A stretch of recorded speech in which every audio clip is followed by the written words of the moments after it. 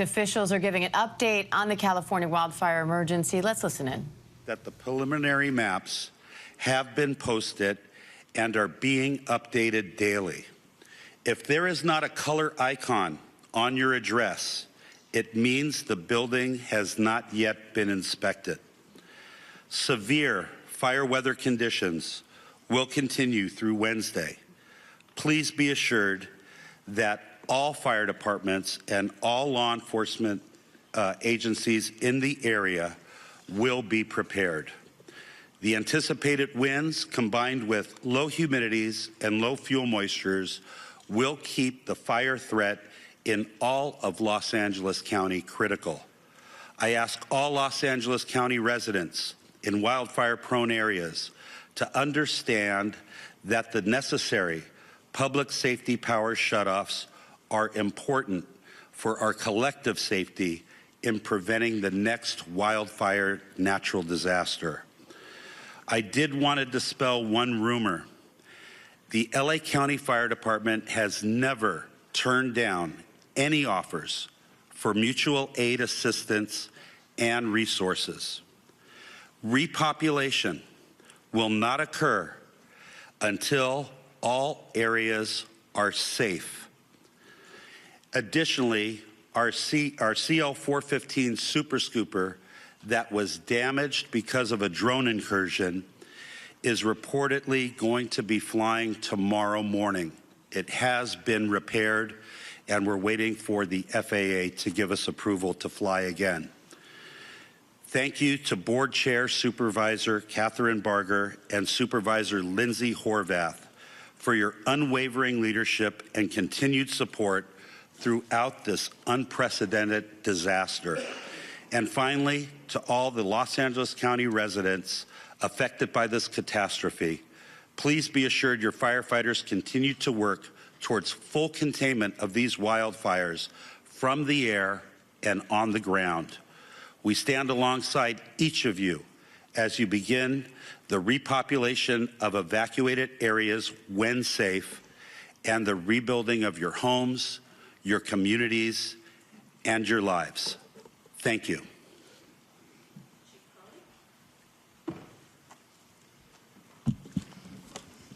Good morning, everyone. Kristen Crowley, Los Angeles City Fire Department Fire Chief.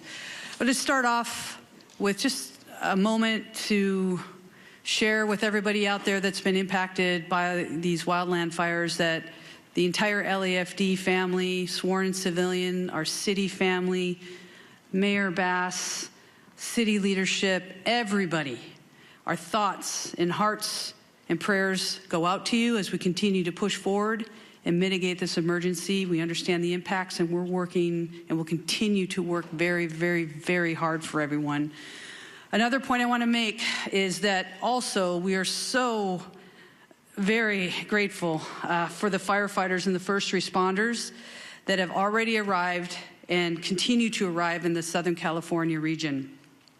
We absolutely know that we cannot do this on our own, and we are tremendously appreciative of all of your continued support.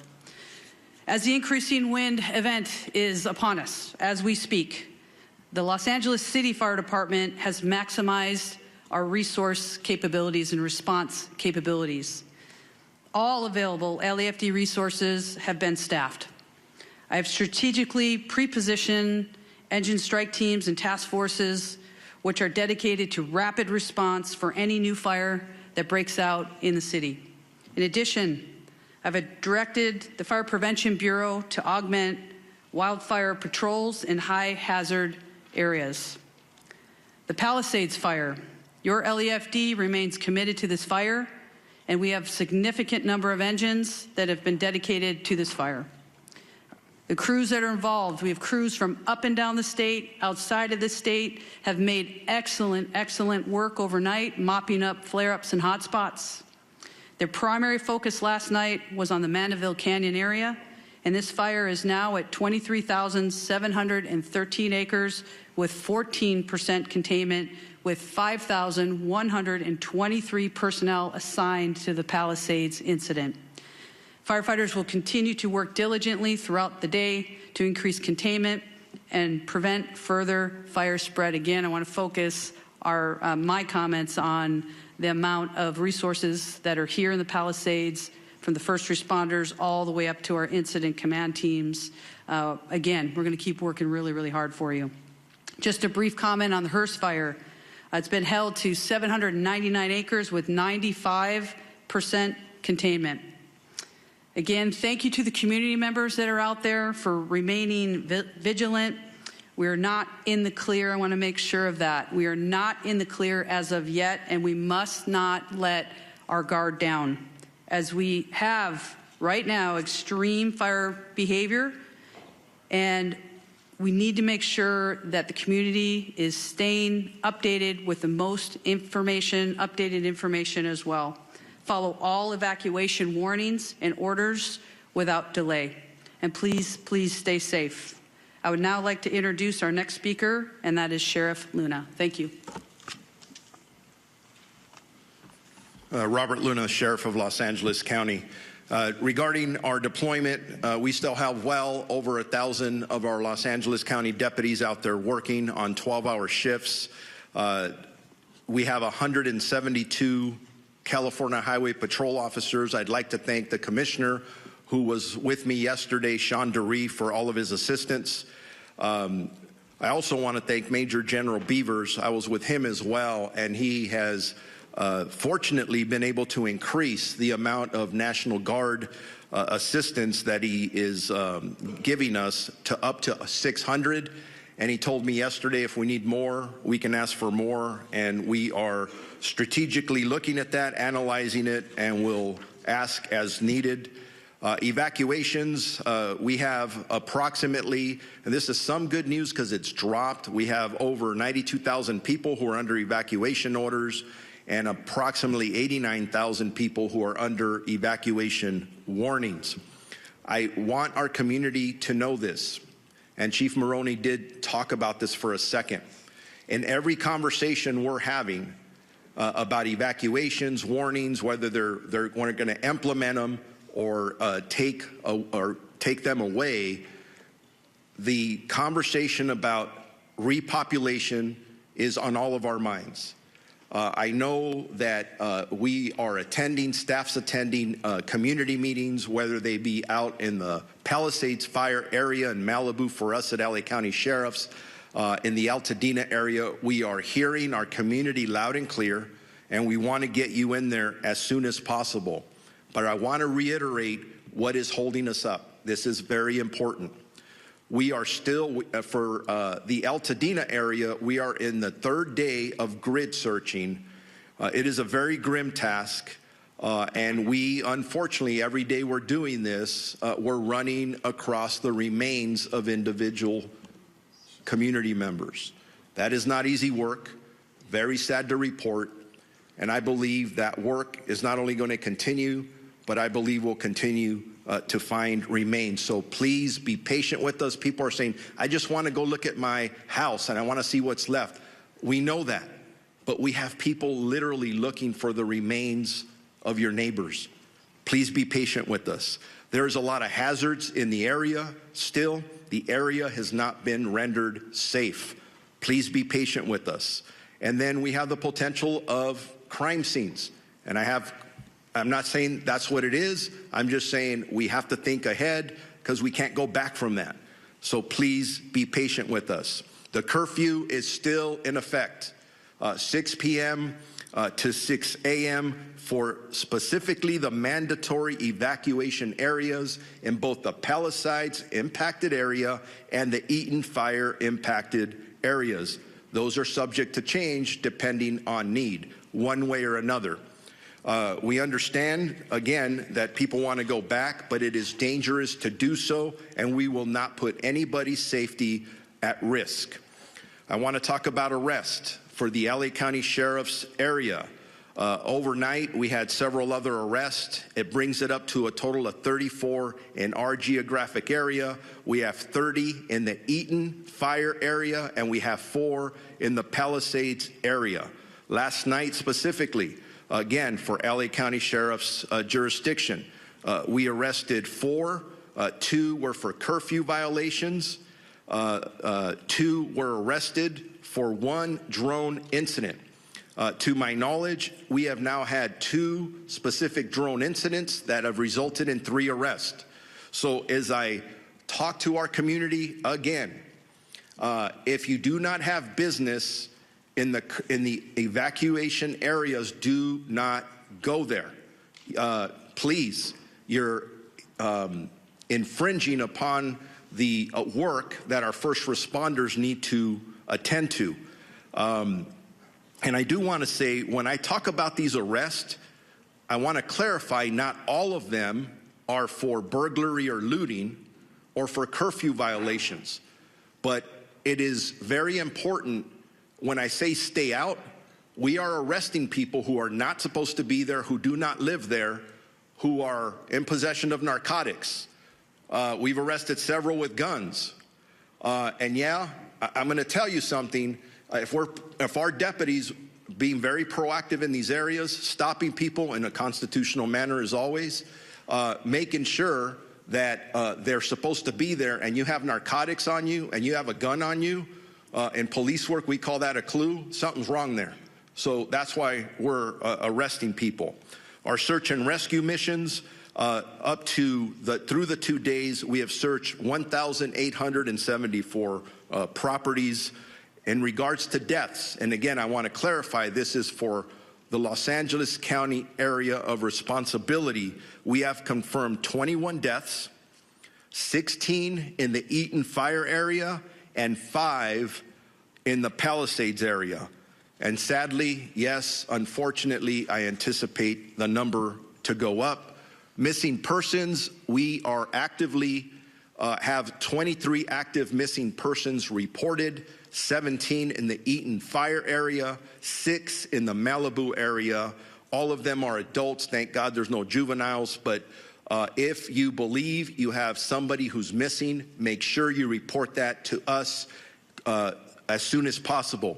For any updated information that anybody may have, questions, very important questions regarding evacuation orders or warnings or any road closures, please go to lacounty.gov/emergency for assistance. The American Red Cross is doing an amazing job. Please contact them. And again, for some of the negative things I talk about, there are some amazing stories of community members coming forward to donate items. It's very inspiring. For donations, go to Emergency Network Los Angeles. And now it's my pleasure to introduce Assistant Chief Dominic Choi from the Los Angeles Police Department. Okay, good morning. I want to start by just assuring everybody that our primary focus still remains the safety and well-being of our residents.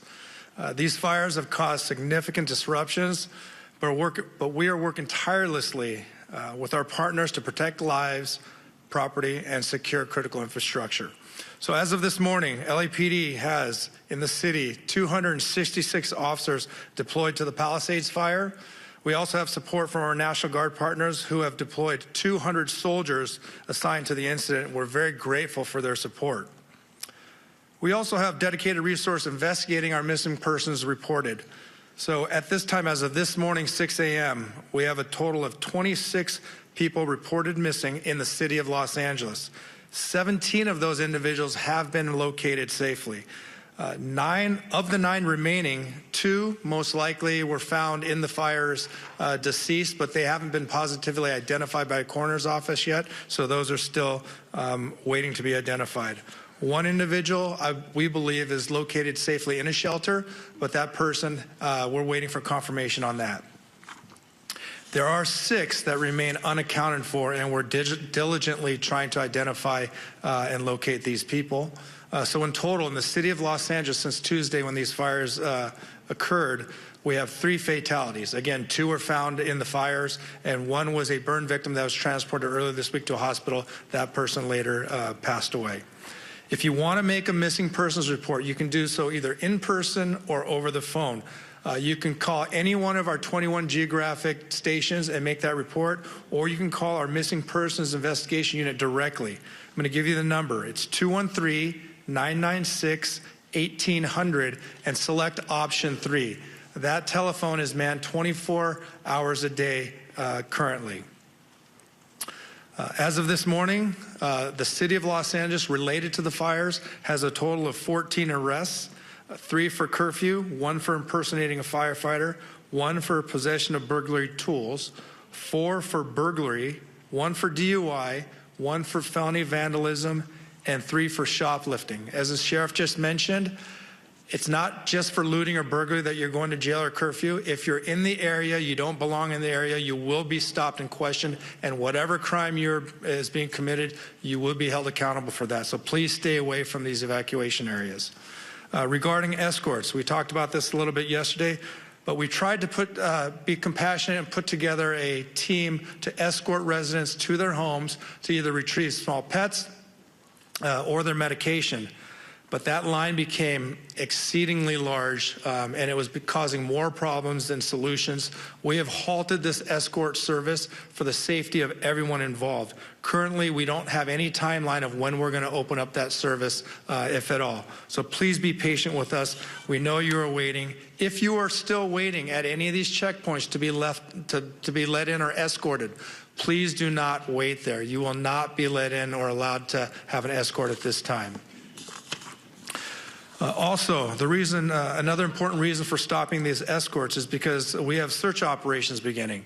Over the next 48 hours, we'll be working alongside LAFD Search and Rescue, our ATF partners, as well as the LA County Coroner's Office throughout the burn areas, giving priority to those people that are reported missing in these burn areas. From there, grid search will take place that could result in crime scene preservation and then recovery of remains. We hope that the high volume of resources dedicated to this effort will expedite the process. And as many of you know, the dry conditions and winds increasing, it's possible that evacuation orders may increase. I know overnight we saw some of the evacuation orders turn into warnings, but we can absolutely see some of these areas increase to mandatory evacuations again.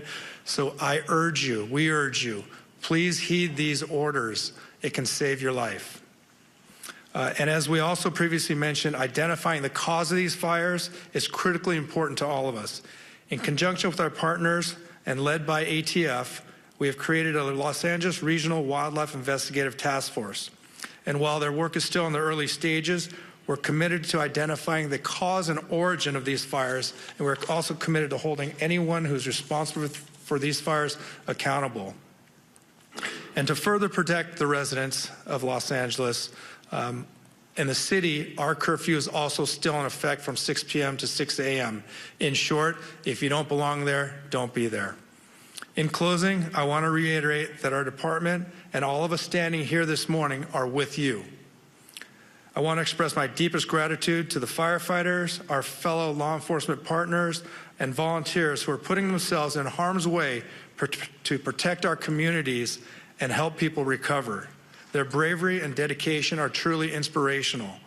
We are also grateful for the patience and cooperation of our residents during this difficult time. We know this is not easy. Thank you and be safe. At this time, I'd like to introduce Los Angeles County District Attorney Nathan Hochman.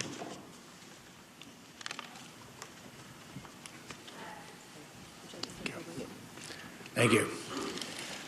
With firefighters literally putting their lives on the line to save lives and to save homes, with law enforcement working around the clock to keep security at a high level, with over 200,000 people evacuated, and I'm one of them, and with people who have lost lives, lost homes, lost businesses, there are still people in our community who, rather than saying thank you, look at this as an opportunity to commit crime and to take illegal profit and advantage over the situation. We've seen this come up, and you've heard law enforcement describe the arrests that have been made, whether those arrests are for looting, burglary, grand theft, whether those arrests are for arson, whether those arrests will eventually be for price gouging, because we have been seeing price gouging with hotels, people offering residences well above the 10% addition that they can charge. We've seen that with medical supplies, other types of supplies, price gouging going on. So the criminals have decided that this is an opportunity, and I'm here to tell you that this is not an opportunity. You will be arrested. you will be prosecuted, and you will be punished to the full extent of the law. At 2 p.m. today, we'll be holding a press conference to announce the first charges in a looting case and the first charges in an arson case. This is not an arson case tied to the major fires. It was an arson case that was done on the side, in essence. You will hear that these people who've committed these crimes are facing very significant sentences. I am working with over 750 deputy district attorneys and in the entire law enforcement community to bring these people who are despicable and disgraceful to justice. And we're not only going to see what's happening right now in connection with bringing stability to our community, whether it's, again, going after the looters, the arsonists, or the price gougers, but we're starting to see the criminals emerge who are going to go after the recovery efforts. These are people who are contacting people and pretending to be GoFundMe operations to help people who have suffered. And GoFundMe, by the way, actually is an excellent organization that has put in place protections that if you use their site, you can use it safely. But these are people who are creating fake GoFundMe sites. I tell people to be very, very cautious when you give your money away to check out the organizations that you're doing it to. I applaud anyone who wants to donate to these causes, whether with money or services, but make sure that they are going to the right operations.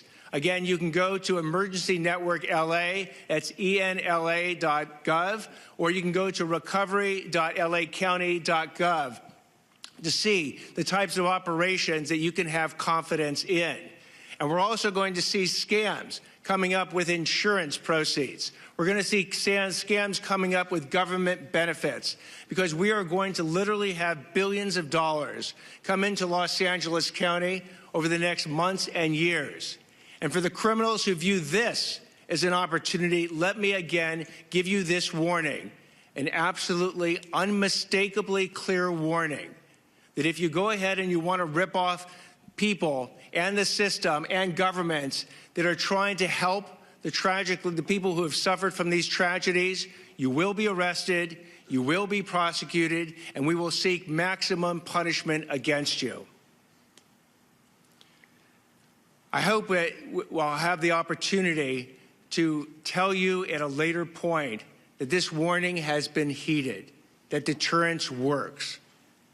Because if we are going to actually have the stability and the rebuild, it's going to be based on everyone contributing. But for those who don't want to heed this message, the warning has been cast out there, and the warning will actually have teeth behind it. I'd now like to introduce Los Angeles Board of Supervisors Chair Catherine Barger. Thank you. As I discussed yesterday, FEMA relief is essential to getting our impacted residents back on their feet. Today and yesterday, FEMA staff have been at 7 county libraries, plus the Alhambra Library, providing support to individuals who are seeking FEMA relief. Tomorrow, these services will transition to centralized assistance centers, one at Pasadena City College and the other at UCLA Research Park. These centers will be in-person venues where all impacted individuals can receive direct support for FEMA's assistance program, which helps residents access lodging, essential items, and other large financial needs. You can visit recovery.lacounty.gov for all the details. And I would encourage everyone listening to go to one of these sites, because I was at Pasadena Convention Center. I know Supervisor Sleece, you were as well. And I saw people handing out cards. I don't know who they are. I don't know who they represent. But people are looking for an opportunity. At these recovery centers, you will have legitimate government officials who are going to work with you to make sure you receive the benefits you deserve. I want to thank FEMA for their continued support for our impacted residents. Our residents need this support to begin rebuilding, and believe me, after last night's meeting that I attended with my constituents, they are desperate. So many residents I've heard from, especially those without insurance, are concerned they won't receive enough assistance to rebuild their lives. On top of FEMA assistance, I'm going to be advocating for innovative loan and housing solutions to bring people back to their communities. People need help, and they need to know what kind of support they're going to receive. Last night, I joined hundreds of impacted victims in Pasadena to hear their stories, understand their needs, and to discuss what comes next. Many wildfire survivors I've met, spoke with, have repeatedly told me they're worried about the rebuilding process. Specifically, many have mentioned that they are eager to begin clearing debris and seeing what valuable possessions survived this devastating fire. I want you to know that yesterday, the governor issued an executive order to streamline this rebuilding process. This executive order is going to make rebuilding homes easier by cutting red tape and make it as affordable and efficient as possible for our residents to clear debris.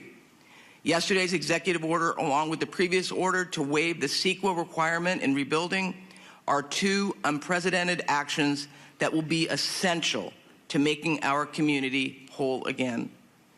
I know that our wildfire survivors want nothing more than to begin the rebuilding process, and it is our job in government to get out of the way. Our neighbors deserve nothing less. To all the residents in our county, we must maintain diligence over the next few days as winds increase again. Please listen to law enforcement and their evacuation notices. And believe me, I heard last night, many are frustrated. These next few days are crucial in our fighting of the existing fires and also preventing any new fires. Thank you for taking it seriously. I'd now like to introduce LA City Mayor Karen Bass. Thank you, Supervisor. Angelenos, as we continue to experience the shock, the grief, and the anger, we have to stand together, and it is in that spirit that we have seen hundreds, if not thousands, of Angelenos traveling all around the region to deliver supplies, clothes, whatever they think might help the victims of these fires. As we've mentioned, the National Weather Service is predicting close to hurricane force level winds, and so we're making urgent preparations. My top priority and the priority of everyone else is to do everything we can to protect lives.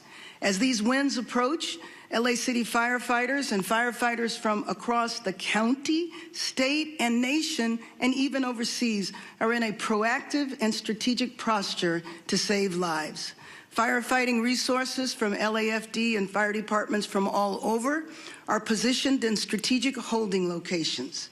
DWP is deploying water tankers to augment water supply for firefighters. The emergency operations centers remain activated at the highest level to rapidly coordinate emergency response.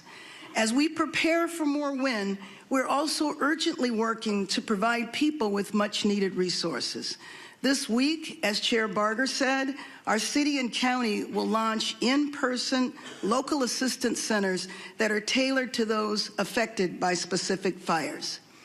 These local assistance centers is for Angelenos impacted by the Palisades and Hearst fires, and they will open at the UCLA Research Park, which was formerly known as the West Side Pavilion. It will operate from 9 a.m. to 8 p.m. 7 days a week. These centers will help people who have lost vital records like birth certificates, driver's license, Social Security documentation. They will help people who've lost their homes or businesses apply for disaster relief loans, and they will provide referrals for mental health counseling and other services. We anticipate that there will be representation for over 20 city departments. There will be representatives from the state and federal departments and agencies. Later today, we are also going to be releasing policies on the city level that will help with the rebuilding process. So as we continue to go through these next few days where the fires are still a serious threat, We also want to begin to help people put their lives back together and to prepare to rebuild our city.